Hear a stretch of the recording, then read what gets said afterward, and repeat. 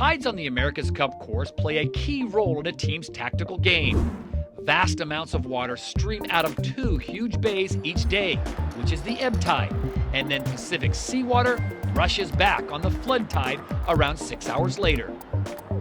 In the 1950s, the U.S. Army Corps built the Bay Model Simulator, and America's Cup defending tactician John Kostecki took us there for an insight.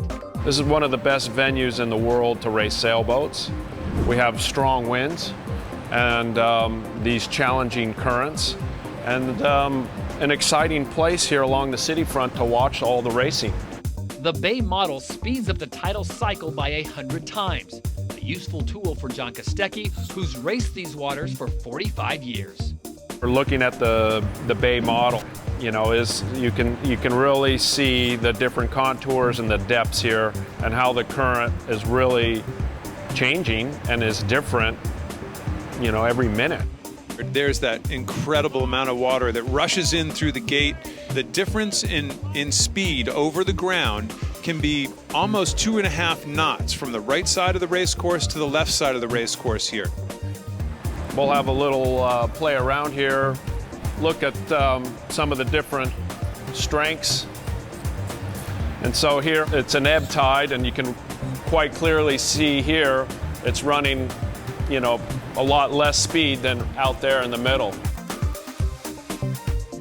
It's quite interesting having Alcatraz as part of the racetrack. And it really comes into play because on flood tides, which we have right now, you can see that the die doesn't really move away from the island.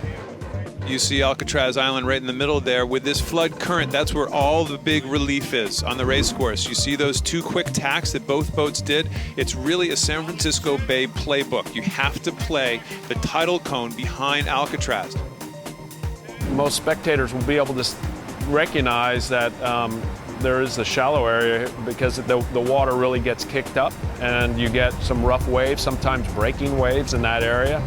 And at times there's an acceleration here in the shallow area. You'll be looking at maybe playing this city front area after you play Alcatraz, also for relief to get out of the flood current.